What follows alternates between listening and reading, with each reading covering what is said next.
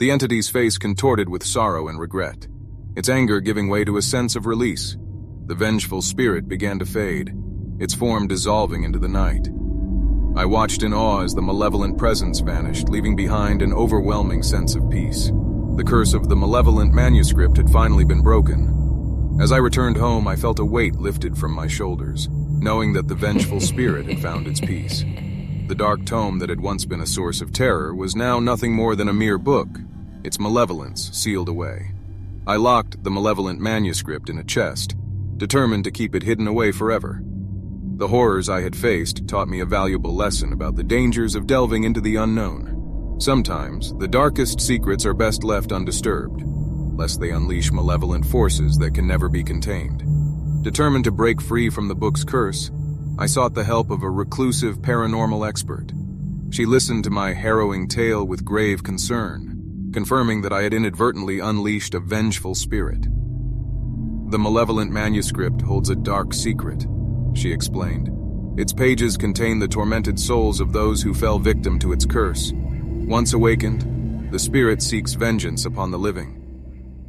She warned me that the only way to appease the malevolent entity was to find its mortal remains and give them a proper burial.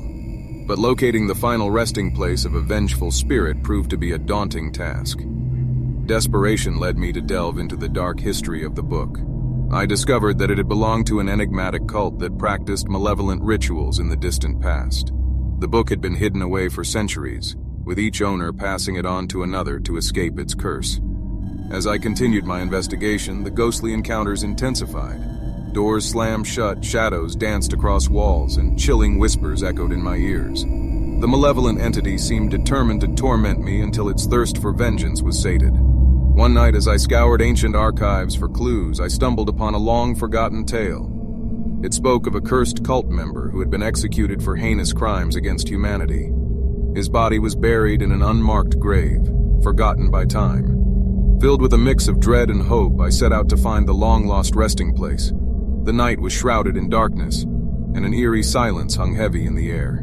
Armed with nothing but a flickering lantern, I ventured into the heart of an ancient cemetery. The tombstones loomed like specters, casting long shadows in the moonlight. I felt the malevolent entity's presence growing stronger with each step, as if it sensed my intentions. Finally, after hours of searching, I stumbled upon an overgrown grave, its stone marker long eroded by time.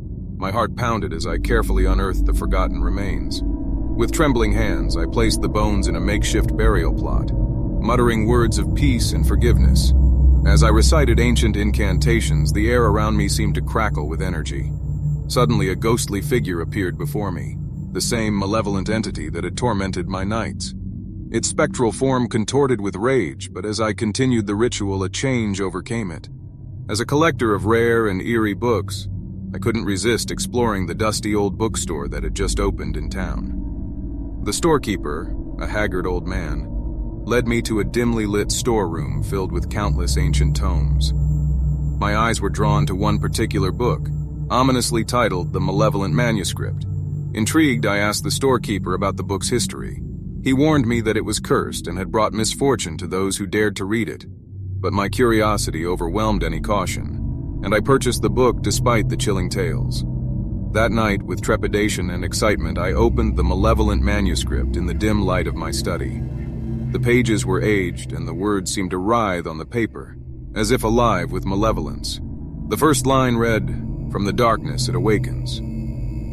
As I read those words aloud, a cold gust of wind swept through the room. The air grew thick, suffused with an otherworldly presence.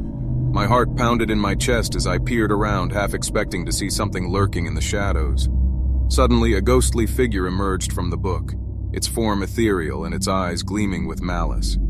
My breath caught in my throat as I recognized the menacing presence, an apparition dark and spectral. "Who awakens me from my slumber?" it growled, its voice sending shivers down my spine. I tried to speak, but fear gripped my vocal cords. The ghostly entity advanced towards me, its chilling touch sending icy tendrils through my body. "You have disturbed my eternal rest," it hissed. "Prepare to face the consequences." In a moment of panic, I flung the book across the room, desperate to banish the specter back to its cursed pages. But it was too late. The ghostly figure remained, its anger escalating. As I cowered in fear, the malevolent entity closed in on me. Its cold, skeletal fingers wrapped around my throat, choking the life out of me.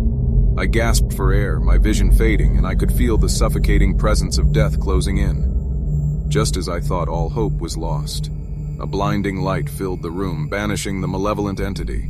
The apparition dissipated, leaving me gasping for breath and trembling with terror. For days, I was haunted by the chilling encounter.